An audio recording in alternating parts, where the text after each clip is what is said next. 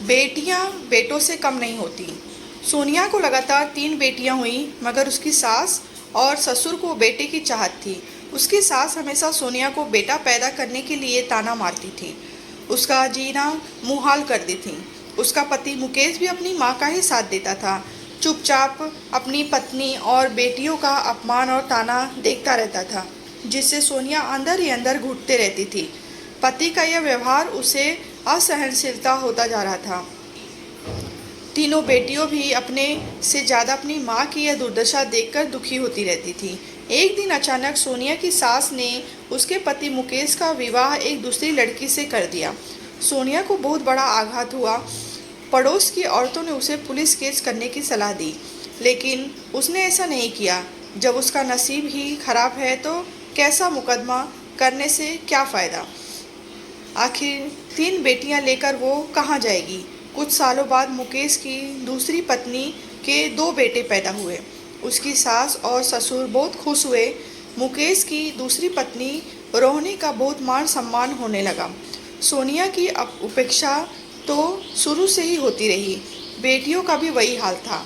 रोहिणी का मन धीरे धीरे इतना बढ़ गया कि सोनिया के साथ साथ अब वो अपने सास ससुर और पति की भी कोई इज्जत नहीं करने लगी।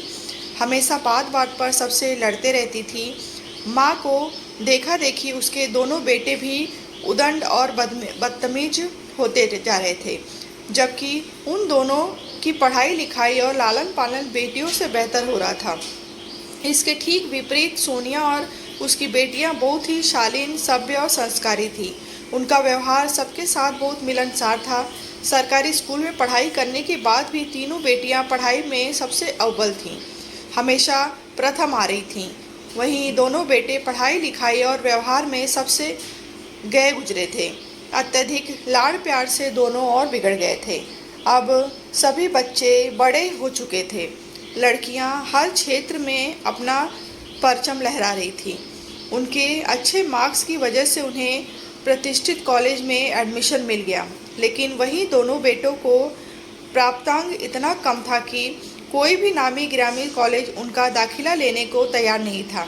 बड़ी मुश्किल से डोनेशन देकर एक प्राइवेट कॉलेज में दाखिला मिल गया।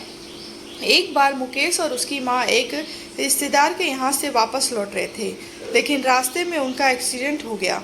उन दोनों को अस्पताल पहुँचाया गया।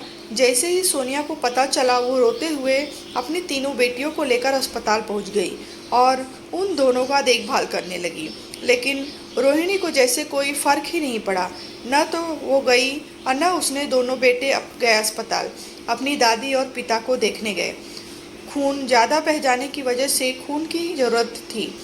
उसकी तीनों बेटियों ने एक एक यूनिट खून बेहिचक दे दिया, जबकि रोहिणी सोच रही थी, अच्छा है दोनों इसी बहाने मर जाएं, तो उनकी सारी संपत्ति हथिया कर सोनिया को उसकी बेटियों सहित घर से बाहर निकाल दूंगी। लेकिन बेहतर इलाज और सोनिया और उसकी बेटियों की अच्छी देखभाल से दोनों जल्दी ही ठीक होकर घर आ गए। घर पर भी सोनिया और उसकी बेटियों ने दोनों की देखभाल और सेवा सत्कार में कोई कमी नहीं की, लेकिन रोहिणी और उसके बेटे उनके पास झांकने तक नहीं आए। यह देखकर मुकेश और उसकी माँ को बहुत दुख हुआ। उन्हें अपनी गलती का एहसास होने लगा था। बेटों के चलते सबने दूसरी शादी का जो योजना बनाया था वह बहुत ही गलत था। सोनिया और उसकी बेटियों ने बेटों से बढ़कर काम किया है। उन दोनों ने सोनिया और उसकी बेटियों से माफ़ी मांगी। ससुर ने भी बेहद अफसोस जताया। अब बेटियों को सबने सर आंखों पर बैठाया। घर अब एक मंदिर बन चुका था। आगे चलकर तीनों बेटियां बहुत बड़ी अफसर बनी और कुल खानदान का नाम बढ़ाया। शादी होने के बाद भी जब भी ज़रूरत पड़ी अपने माता पिता के लिए भागी चली आती थीं। कहानी अच्छी लगी हो तो लाइक करें, शेयर करें।